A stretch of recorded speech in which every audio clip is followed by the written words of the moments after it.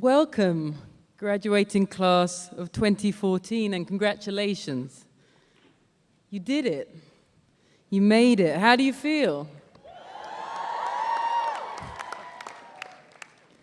I guess I can only hazard a guess, which means thinking back to my own graduation in England, 1997, and extrapolating. Did I feel like you? I should say first that some elements of the day were rather different. I wasn't in a stadium listening to a speech.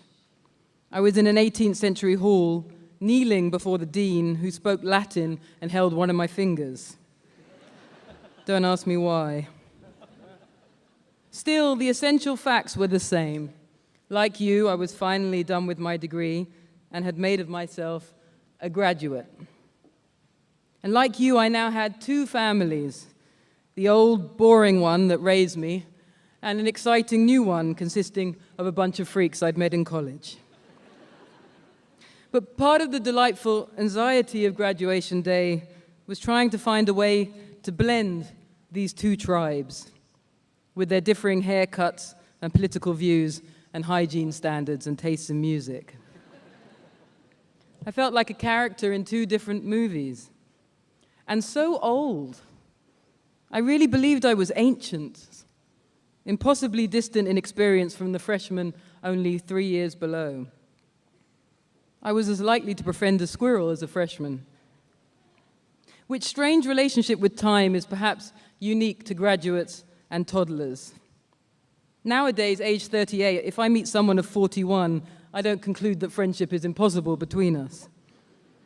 But when I was 21, the gap between me and an 18-year-old felt insurmountable. Just like my 4-year-old daughter who'd rather eat sand than have a play date with a 1-year-old. And what else? Oh, the love dramas. So many love dramas. Mine, other people's. They take up such a large part of college life, it seems unfair not to have them properly reflected in the transcript.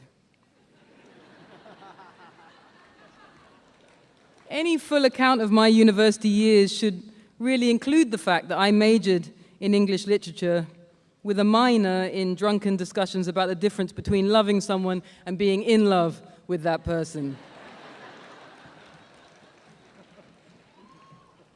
What can I tell you? It was the 90s. We were really into ourselves. We were into self-curation. In the 90s, we even had a thing called year-off trousers, which signified any kind of ethnic or exotic pants one brought back home from a distant, ideally third-world country.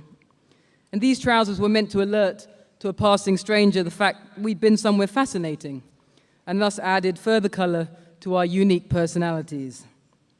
Personally, I couldn't afford a year off, but I was very compelled by those trousers. In short, the thing I wanted most in the world was to be an individual.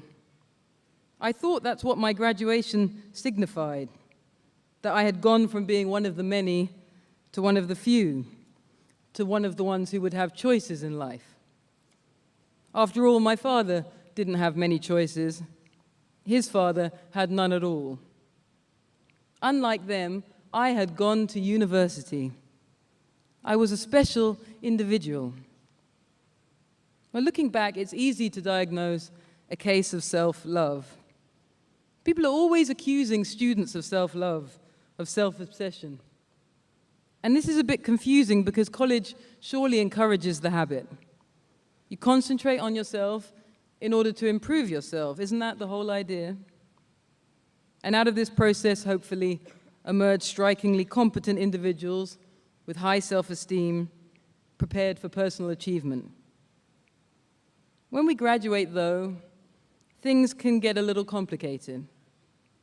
For how are we meant to think of this fabulous person we've taken such care of creating? If university made me special, did that mean I was worth more than my father? More than his father before him? Did it mean I should expect more from life than them? Did I deserve more? What does it really mean to be one of the few? Are the fruits of our education a sort of gift to be circulated generously through the world? Or are we to think of ourselves as pure commodity, on sale to the highest bidder? Well, let's be honest, you're probably feeling pulled in several directions right now, and that's perfectly natural. In the 90s, the post-graduation dilemma was usually presented to us as a straight ethical choice between working for the banks and doing selfless, charitable work. The comic extremity of the choice I now see was perfectly deliberate. It meant you didn't have to take it too seriously. And so we peeled off from each other. Some of us, many of us, joined the banks. But those that didn't had no special cause to pat ourselves on the back. With rare exceptions, we all pursued self-interest, more or less. It wasn't a surprise. We'd been raised that way. Born in the 70s, we did not live through austerity, did not go to war like my father or his father. For the most part, we did not join large political or ideological movements. We simply inherited the advantages for which a previous generation had fought. And the thing so many of us feared was the idea of being subsumed back into the collective from which we'd come, of being returned to the world of the many, or doing any work at all in that world. In my case, this new attitude was particularly noticeable. My own mother was a social worker, and I had teachers in my rowdy state school who had themselves been educated at precisely the elite institution I would later join. But amongst my college friends, I know of no one who made that choice. For the most part, we were uninterested in what we considered to be unglamorous pursuits. We valued individuality above all things. You can thank my generation for the invention of the word supermodel and the popularization of celebrity and lifestyle, often used in conjunction with each other. Reality TV, that was us. Also televised talent shows. Also Ugg boots. You're welcome, millennials. And when the fussier amongst us detected in these visions of prestigious individuality perhaps something a little crass and commercialized, our solution was to go in some ways further down the same road, to out-individuate the celebrated individuals. We became hipsters, defined by the ways we weren't like everybody else. One amusing, much commented upon consequence of this was that we all ended up individuals of the same type. Not one of a kind, but one of a kind. But there was another aspect I now find melancholic. We isolated ourselves. It took us the longest time to work out that we needed each other. You may have noticed that even now we seem somewhat stunned by quite ordinary human pursuits like having children or living in a neighborhood or getting ill. We're always writing lifestyle articles about such matters in the Sunday papers. That's because until very recently, we thought we were going to get through this whole life thing purely on our own steam. Even if we were no fans of the ex-British Prime Minister, Margaret Thatcher, we had unwittingly taken her most famous slogan and embedded it deep within our own lives. "There is no such thing as society," she said. We were unique individuals. What did we need with society? But then it turned out the things that have happened to everybody since the dawn of time also happened to us. Our parents got old and ill. Our children needed schools and somewhere to play. We wanted trains that ran on time. We needed each other. It turned out we were just human, like everybody. Now, I may have this completely backward, but I get the sense that something different is going on in your generation, something hopeful. You seem to be smarter sooner. Part of these smarts is surely born out of crisis. In the 90s, we had high employment and a buoyant economy. We could afford to spend weeks wondering about the exact length and shape of our beards or whether Kurt Cobain was a sellout. Your situation is more acute. You have so many large collective tasks ahead, and you know that. We had them too, but paid little attention, so now I'm afraid it falls to you. The climate, the economy, the sick relationship between the individual prestige of the first world and the anonymity of the third. These are things only many hands can fix, working together. You are all individuals, but you are also part of a generation, and generations are defined by the projects they take on together. Even at the level of slogan, you've decided to honor the concept of the many over the few, that now famous 99%. As far as slogans go, which is not very far, yours still sounds more thoughtful to me than the slogans of my youth, which were fatally infected by advertising. Be strong, be fast, be bold, be different, be you. Be you, that was always the takeaway. And when my peers grew up and went into advertising, they spread that message far and wide. Just be you, screams the label on your shampoo bottle. Just be you, cries your deodorant. Because you're worth it. You get about 50 commencement speeches a day, and that's before you've even left the bathroom. I didn't think you'd want any more of that from me. Instead, I want to speak in favor of recognizing our place within the many, not only as a slogan, much less as a personal sacrifice, but rather as a potential source of joy in your life. Here is a perhaps silly example. It happened to be recently at my mother's birthday. Around midnight, it came time to divide up the rum cake. And I, not naturally one of life's volunteers, was press-ganged into helping. A small circle of women surrounded me, dressed in West African wraps and headscarves, in imitation of their ancestors. Many hands make short work, said one, and passed me a stack of paper plates. It was my job to take the plated slices through the crowd. Hardly any words passed between us as we went about our collective task, but each time we set a new round upon a tray, I detected a hum of deep satisfaction at our many hands forming this useful human chain. Occasionally, as I gave out a slice of cake, an older person would look up and murmur, "Ah, you're Ivan's daughter." But for the most part, it was the cake itself that received a greeting, a little nod, or a smile. For it was the duty of the daughter to hand out cake. No further commentary was required. And it was while doing what I hadn't realized was my duty that I felt what might be described as the exact opposite of the sensation I have standing in front of you now. Not puffed up with individual prestige, but immersed in the beauty of the crowd. Connected, if only in gesture, to an ancient line of practical women working in companionable silence in the service of their community. It's such a ludicrously tiny example of a collective action, and yet clearly still so rare in my own life that even this minor instance of it struck me. Anyway, my point is, it was a beautiful feeling, and it was over too soon. And when I tried to look for a way to put it into this speech, I was surprised how difficult it is to find the right words to describe it. So many of our colloquial terms for this work of many hands are sunk in infamy. Human chain, for starters. Cog in the machine, brick in the wall.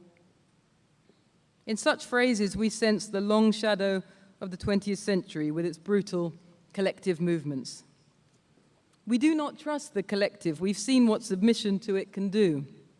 We believe instead in the individual, here in America especially. Now, I also believe in the individual. I'm so grateful for the 3 years of college that helped make more or less of an individual out of me, teaching me how to think and write.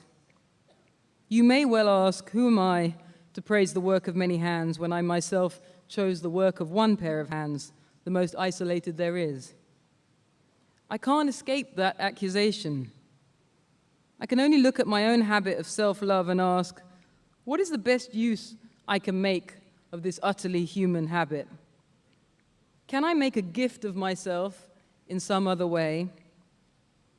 I know for sure I haven't done it half as much as I should or could have. I look at the fine example of my friend, the writer and activist Dave Eggers, and see a man who took his own individual prestige and parlayed it into an extraordinary collective action, 826 National, in which many hands work to create educational opportunities for disadvantaged kids all over this country. And when you go to one of Dave's not-for-profit tutoring centers, you don't find selfless young people grimly sacrificing themselves for others. What you see is joy. Dave's achievement is neither quite charity nor simple individual philanthropy. It's a collective effort that gets people involved in each other's lives. I don't mean to speak meanly of philanthropy. Generally speaking, philanthropy is always better than no help at all. But it is also in itself a privilege of the few. And I think none of us want communities to rise or fall dependent on the whims of the very rich. I think we would rather be involved in each other's lives. And that what stops us most often is fear. We fear that the work of many hands will obscure the beloved outline of our individual selves. But perhaps this self you've been treasuring for so long is itself the work of many hands. Speaking personally, I owe so much to the hard work of my parents, to the educational and healthcare systems in my country, to the love and care of my friends. And even if one's individual prestige, such as it is, represents an entirely solo effort, the result of sheer hard work, does that everywhere and always mean you deserve the largest possible slice of the pie? But these are big questions, and it is collectively that you'll have to decide them. Everything from the remuneration of executives to the idea of the commons itself depends upon it. And at the core of the question is what it really means to be the few and the many. Throughout your adult life, you're going to have a daily choice to throw your lot in with one or the other. And a lot of people, most people, even people without the luxury of your choices, are going to suggest to you over and over that only an idiot chooses to join the many when he could be one of the few. Only an idiot chooses public over private, shared over gated, communal over unique. Mrs. Thatcher, who was such a genius at witty aphorism, once said, "A man who, beyond the age of 26, finds himself on a bus can count himself a failure." I've always been fascinated by that quote, by its dark assumption that even something as natural as sharing a journey with another person represents a form of personal denigration. The best reply to it I know is that famous line of Terence, the Roman playwright, "Homo sum humani nihil a me alienum puto." I am a human being. I consider nothing that is human alien to me. Montaigne liked that so much, he had it carved into the beams of his ceiling. Some people interpret it as a call to toleration. I find it stronger than that. I think it's a call to love. Now, full disclosure, most of the time, I don't find it easy to love my fellow humans. I'm still that solipsistic 21-year-old. But the times I've been able to get over myself and get involved at whatever level, well, what I'm trying to say is those have proved the most valuable moments of my life. And I never would have guessed that back in 1997. Oh, I would have paid lip service to it as a noble idea, but I wouldn't have believed it. And the thing is, it's not even a question of ethics or self-sacrifice or moral high ground. It's actually totally selfish. Being with people, doing for people, it's going to bring you joy. Unexpectedly, it just feels better. It feels good to give your unique and prestigious selves a slip every now and then and confess your membership in this unwieldy collective called the human race. For one thing, it's far less lonely. And for another, contra Mrs. Thatcher, some of the best conversations you'll ever hear will be on public transport. If it weren't for the New York and London subway systems, my novels would be books of blank pages. But I'm preaching to the converted. I see you gazing into your phones as you walk down Broadway. And I know solipsism must be a constant danger, as it is for me as it has been for every human since the dawn of time, but you've also got this tremendous contrapuntal force pulling you into the world. For aren't you always connecting to each other, forever communicating, rarely scared of strangers, wildly open, ready to tell anyone everything? Doesn't online anonymity tear at the very idea of a prestige individual? Aren't young artists collapsing the border between themselves and their audience? Aren't young coders determined on an all-access world in which everybody is an equal participant? Are the young activists content just to raise the money and run? No. They want to be local, grassroots, involved. Those are all good instincts. I'm so excited to think of you pursuing them. Hold on to that desire for human connection. Don't let anyone scare you out of it. Walk down these crowded streets with a smile on your face. Be thankful you get to walk so close to other humans. It's a privilege. Don't let your fellow humans be alien to you. And as you get older and perhaps a little less open than you are now, don't assume that exclusive always and everywhere means better. It may only mean lonelier. There will always be folks hard selling you the life of the few. The private schools, private planes, private islands, private life. They're trying to convince you that hell is other people. Don't believe it. We are far more frequently each other's shelter and correction, the antidote to solipsism, and so many windows on this world. Thank you.